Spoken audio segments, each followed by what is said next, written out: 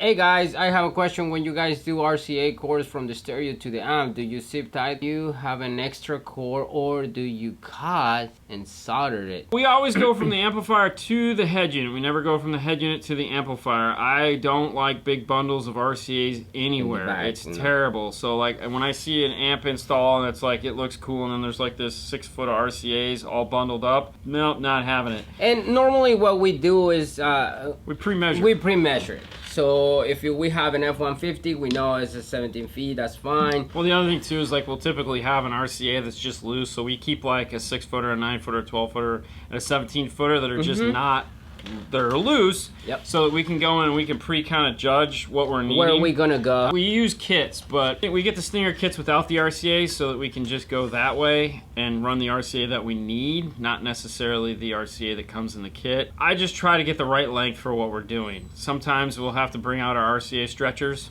and make it just a couple inches more, which basically is like, but yeah. I'm not a big fan of bundled up RCAs.